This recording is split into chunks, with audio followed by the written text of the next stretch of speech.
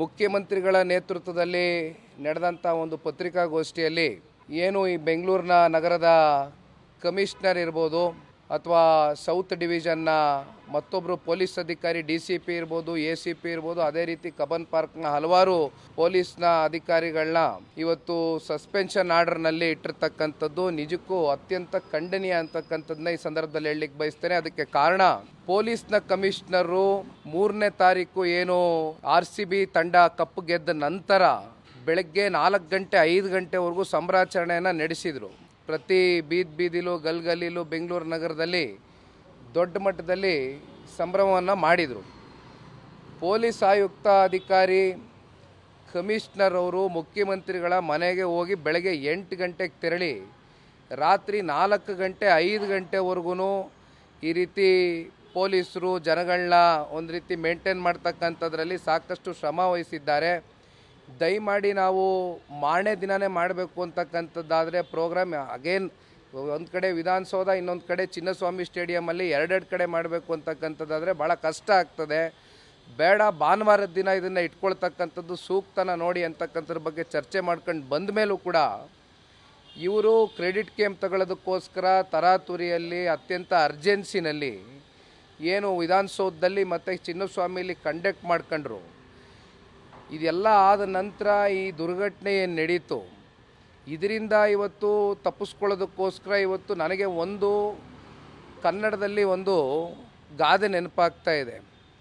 ಕೋತಿ ತಾನು ಮೊಸರು ತಿಂದು ಮೇಕೆ ಮೂತಿಗೆ ಬೆಳೀತು ಅಂತ. ಇದರಲ್ಲಿ ಕೋತಿ ಯಾರು ಮೇಕೆ ಯಾರು ಅಂತಕ್ಕಂಥದ್ದು ರಾಜ್ಯದ ಜನತೆ ತೀರ್ಮಾನ ಮಾಡಬೇಕಾಗಿದೆ. ಆದರೆ ಒಂದು ನಾನಿಲ್ಲಿ ಹೇಳ್ತಕ್ಕಂಥದ್ದು ನೋಡಿ, ಇವತ್ತು ಸಿದ್ದರಾಮಯ್ಯನವರು ಒಂದು ಪಾಯಿಂಟ್ ಹೇಳ್ತಾರೆ.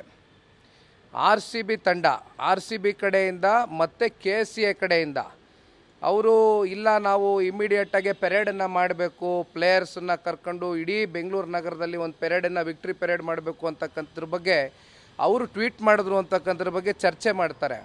ಆದರೆ ಒಂದು ನಾನು ಮಾತನ್ನು ಕೇಳ್ತೇನೆ, ಇವತ್ತು RCB ಇರ್ಬೋದು ಅಥವಾ KCA ಇರ್ಬೋದು, ಇವತ್ತು ಈ ಕಾನೂನಿನ ನೆಲದ ಅಡಿಗಿಂತ ದೊಡ್ಡವರು ಅವರು, ಸರ್ಕಾರಕ್ಕಿಂತ ದೊಡ್ಡವರು ಅವರು, ಕಾನೂನಿಗಿಂತ ದೊಡ್ಡವರು ಅವರು.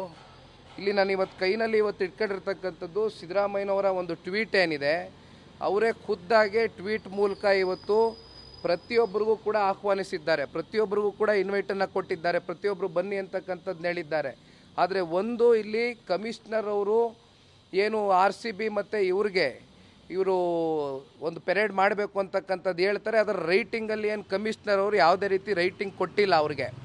ಹಾಗಾಗಿ ಹೇಳ್ಬೋದಾಗಿತ್ತು, ನಾವು ಇನ್ನೊಂದು ಸ್ವಲ್ಪ ಸಮಯ ತೆಗೆದುಕೊಳ್ಳೋಣ, ಈ ಮಾರನೇ ದಿನವೇ ಮಾಡ್ತಕ್ಕಂಥದ್ದು ಆಗೋದಿಲ್ಲ, ಇನ್ನೂ ಎಕ್ಸ್ಟ್ರಾ ಪೊಲೀಸ್ ಫೋರ್ಸ್ಗಳನ್ನ ಹಾಕಬೇಕಾಗ್ತದೆ, ಎಲ್ಲವನ್ನೂ ನಾವು ಆಯೋಜನೆ ಭಾಳ ಯಶಸ್ವಿಯಾಗಿ ಕಾಣಬೇಕಾಗ್ತದೆ. ನಾಳೆ ಏನಾದರೂ ಸ್ಟ್ಯಾಂಪೇಡ್ ಆಗ್ತಕ್ಕಂಥ ಸನ್ನಿವೇಶಗಳು ಆಗ್ಬೋದು ಅಂತಕ್ಕಂಥದ್ದು ಮುನ್ನೆಚ್ಚರಿಕೆ ಕ್ರಮವನ್ನು ವಹಿಸಬೇಕು ಅಂತಕ್ಕಂಥದ್ದನ್ನ ಎಚ್ಚರಿಕೆ ಕೊಟ್ಟಿದ್ದರೂ ಕೂಡ ಇವೆಲ್ಲವನ್ನ ಗಾಳಿಗೆ ತೋರಿ ಅದರಲ್ಲೂ ಈ ರಾಜ್ಯದ ಉಪಮುಖ್ಯಮಂತ್ರಿಗಳಲ್ಲ, ಇವತ್ತು ರೀಲ್ಸ್ ಮಿನಿಸ್ಟರ್ ಅಂತ ಕರೀಲಿಕ್ಕೆ ಇಷ್ಟಪಡ್ತೇನೆ ಅವ್ರನ್ನ. ಯಾಕೆಂದರೆ ಇವತ್ತು ಅವ್ರು ನಡ್ಕೊಂಡಿರ್ತಕ್ಕಂಥ ರೀತಿ ಇದೆಯಲ್ಲ, ನಿಜವಾಗ್ಲೂ ಕೂಡ ನೆನ್ನೆ ದಿನ ಬಂದು ಕಣ್ಣಲ್ಲಿ ನೀರು ಹಾಕ್ತಾರೆ.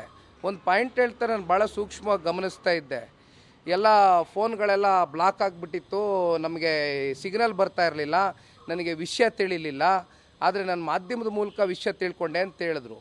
ಮಾಧ್ಯಮದ ಸ್ನೇಹಿತರು ನೀವು ಹೇಳಬೇಕು, ಮಾಧ್ಯಮದ ಮೂಲಕ ಒಬ್ಬರು DCM ವಿಷಯ ತಿಳ್ಕೊತಾರೆ ಅಂದರೆ ಒಂದು ಅಥವಾ ನೀವು ಸೋಷಿಯಲ್ ಮೀಡಿಯಾ ನೋಡಬೇಕು, ಇಲ್ಲ ಅಂತ ಹೇಳಿದ್ರೆ ಫೋನ್ ಥ್ರೂಯಿಂದ ಯಾರಾದರೂ ಮಾತಾಡಬೇಕು. ಈ ಫೋನ್ ಸಿಗ್ನಲ್ಸ್ ಎಲ್ಲ ಕಟ್ ಆಗಿದೆ, ಜಾಮರ್ ಹಾಕಿದ್ರು, ನನಗೆ ಸಿಗ್ನಲ್ ಬಂದಿಲ್ಲ ಅಂತಕ್ಕಂಥದ್ದು ಒಂದು ಕಡೆ ಹೇಳ್ತಾರೆ. ಟೆಕ್ನಿಕಲಿ ಅವರೇ ಉತ್ತರ ಕೊಡಬೇಕು ಇದಕ್ಕೆ, ನನಗೆ ವಿಷಯನೇ ಗೊತ್ತಿಲ್ಲ ಅಂತಾರೆ. 3:45 ಗಂಟೆ ಮಧ್ಯಾಹ್ನ ಮೊದಲನೇ ಸಾವಾಗಿದೆ ಅಂತಕ್ಕಂಥ ಅಧಿಕೃತವಾಗಿ ಅವ್ರಿಗೆ ವಿಚಾರ ತಿಳಿದ ಮೇಲೂ ಕೂಡ ಮತ್ತವರು ಮುಂದುವರಿಸಿ ಚಿನ್ನಸ್ವಾಮಿ ಸ್ಟೇಡಿಯಂಗೆ ಪ್ಲೇಯರ್ಸ್ನ ಕರ್ಕೊಂಡೋಗಿ ಅಲ್ಲಿ ನಿಂತ್ಕೊಂಡು ಆ ಕಪ್ನಿಟ್ಕೊಂಡು ಮುತ್ಕೊಟ್ಕೊಂಡು ಇವೆಲ್ಲ ಮಾಡಿದ್ರಲ್ಲ, ಇದಕ್ಕೇನು ಉತ್ತರ ಕೊಡಬೇಕು? ಇದಕ್ಕೆ ಯಾರು ಉತ್ತರ ಕೊಡಬೇಕು? ಇವತ್ತು ಈ ರೀತಿ IAS, KS, IPS ಆಫೀಸರ್ನ ಮುಂದಿಟ್ಕೊಂಡು ಅವ್ರಿಗೆ ಬೇಕಾದಂಗೆ ಕಾರ್ಯಕ್ರಮಗಳು ತೀರ್ಮಾನಗಳು ತಗೊಂಡು ಕೊನೆಗೇನಾದ್ರು ಹೆಚ್ಚು ಕಮ್ಮಿ ಆದಂಥ ಸಂದರ್ಭದಲ್ಲಿ ಅವ್ರ ಮೇಲೆ ಇವತ್ತು ಗೂಬೆ ಕೂರಿಸ್ತಕ್ಕಂಥ ಕೆಲಸ ಆಗ್ತದೆ. ದಯಮಾಡಿ ಎಲ್ಲ ನಿಷ್ಠಾವಂತ ಅಧಿಕಾರಿಗಳಿಗೆ ಕೈ ಜೋಡಿಸಿ ಮನವಿ ಮಾಡ್ತೇನೆ, ಈಗಲಾರು ಎಚ್ಚೆತ್ಕೊಳ್ಳಿ. ಯಾಕೆಂದರೆ ಸರ್ಕಾರ ನಿಮಗೆ ಕೊಟ್ಟಂಥ ಡೈರೆಕ್ಷನ್ಸ್ನ ನೀವು ಚಾಚು ತಪ್ಪಿರ ನೀವು ಫಾಲೋ ಮಾಡ್ಬೋದು, ಬಟ್ ಅಲ್ಟಿಮೇಟ್ಲಿ ಈ ರೀತಿಯಾದಂಥ ಇಶ್ಯೂಸ್ ಬಂದಂಥ ಸಂದರ್ಭದಲ್ಲಿ ನಿಮ್ಮ ಮೇಲೆ ಗೂಬೆ ಕೂರಿಸ್ತಕ್ಕಂಥ ಕೆಲಸ ಮಾಡಿದಾಗ ಇವತ್ತು ಏನಾಗುತ್ತೆ ಅಂತಕ್ಕಂಥದ್ದಕ್ಕೆ ಇದೊಂದು ಸಣ್ಣ ಉದಾಹರಣೆ. ಇಲ್ಲಿ ಪೊಲೀಸರು ಇಲ್ಲಿವರೆಗೂ ಕೂಡ IPLನ ಇಷ್ಟು ಟೂರ್ನಮೆಂಟ್ಗಳು ನಡೆದಿದೆ, ಇಷ್ಟು ಮ್ಯಾಚ್ಗಳು ನಡೆದಿದೆ, ಸತತವಾಗಿ 18 ವರ್ಷದಿಂದ IPL ನಡ್ಕೊಂಡು ಬಂದಿದೆ. ಇಲ್ಲಿಯವರೆಗೂ ಒಂದು ಅಹಿತರ ಘಟನೆಗೆ ಇಲ್ಲಿವರೆಗೂ ಯಾವುದೇ ಅವರು ಆಸ್ಪದ ಕೊಟ್ಟಿಲ್ಲ. ಪೊಲೀಸವರು ಭಾಳ ಚೆನ್ನಾಗಿ ನಡೆಸ್ಕೊಂಡು ಹೋಗಿದ್ದಾರೆ. ಆದರೆ ಇಲ್ಲಿ ಈ ರೀತಿ ಘಟನೆ ಆಗಬೇಕು ಅಂತಕ್ಕಂಥದ್ದಾದರೆ ಇದು ಸರ್ಕಾರದ ಒತ್ತಡಕ್ಕೆ ಮಣಿದು ಇವತ್ತು ಪೊಲೀಸರು ಮಾಡಬೇಕಾದಂಥ ಸಂದಿಗ್ಧ ಪರಿಸ್ಥಿತಿಗೆ ದುಡ್ದಂಥವ್ರು ಯಾರು? ಸರ್ಕಾರ ಅಲ್ವೇ? ಈ ರಾಜ್ಯದ ಮುಖ್ಯಮಂತ್ರಿ ಉತ್ತರ ಕೊಡಬೇಕಲ್ವೇ? ಅದಕ್ಕೆ ನಾನು ಹೇಳಿದ ಕೈನಲ್ಲಿ ಟ್ವೀಟ್ ಇವತ್ತೇನು ಇಟ್ಕೊಂಡಿದ್ದೀನಿ, ಇವತ್ತು ಈ ರಾಜ್ಯದ ಮುಖ್ಯಮಂತ್ರಿಗಳು ಕರೆದಿರ್ತಕ್ಕಂಥದ್ದು, ಅವರು ಇನ್ವಿಟೇಷನ್ ಕೊಟ್ಟಿರ್ತಕ್ಕಂಥದ್ದು ರಾಜ್ಯದ ಜನತೆಗೆ ಬನ್ನಿ ಅಂತ ಅಲ್ಲ. ಈಗ ಏನಾಗಿದೆ, ಇಲ್ಲಿ ರಾಜೀನಾಮೆ ತಗೊಳ್ತಕ್ಕಂಥದ್ದು ಪಡಿತಕ್ಕಂಥ ಕೆಲಸ ಆಗಬೇಕು ಅಂದರೆ ಮೊದಲು ರಾಜೀನಾಮೆ ಕೊಡಬೇಕಾಗಿರ್ತಕ್ಕಂಥದ್ದು ಇಬ್ಬರೇ ವ್ಯಕ್ತಿ. ಈ ರಾಜ್ಯದ ಮುಖ್ಯಮಂತ್ರಿಗೆ ಪಕ್ಕದಲ್ಲಿ ಅಕ್ಕಪಕ್ಕ ಕೂತಿದ್ರಲ್ಲ ನೆನ್ನೆ, ಒಂದು ಕಡೆ ಗೃಹ ಸಚಿವರಿಗೆ ದಯಮಾಡಿ ಬೇರೆ ಇನ್ಯಾವುದಾದ್ರು ಒಂದು ಇಲಾಖೆಯ ಒಂದು ಜವಾಬ್ದಾರಿ ಕೊಡ್ತಕ್ಕಂಥದ್ದು ಸೂಕ್ತ ಅಂತಕ್ಕಂಥದ್ದು ನನ್ನ ಭಾವನೆ ಅಲ್ಲ, ರಾಜ್ಯದ ಜನತೆಯು ಭಾವನೆ ಹೌದು. ಕಳೆದ 2 ವರ್ಷದಿಂದ ನಿರಂತರವಾಗಿ ಇವತ್ತು ಲಾ ಆ್ಯಂಡ್ ಆರ್ಡ್ರು ಎಲ್ಲಿಗೆ ಬಂದು ನಿಂತಿದೆ ಅಂತಕ್ಕಂಥದ್ದನ್ನ ಅನೇಕ ಪ್ರಕರಣಗಳು ನೋಡಿದ್ದೀವಿ. ಹಾಗಾಗಿ ಒಂದು ಕಡೆ ಗೃಹ ಸಚಿವರು ನೇರವಾಗಿ ಹೊಣೆಗಾರಿಕೆಯನ್ನು ವಹಿಸ್ಕೋಬೇಕಾಗ್ತದೆ.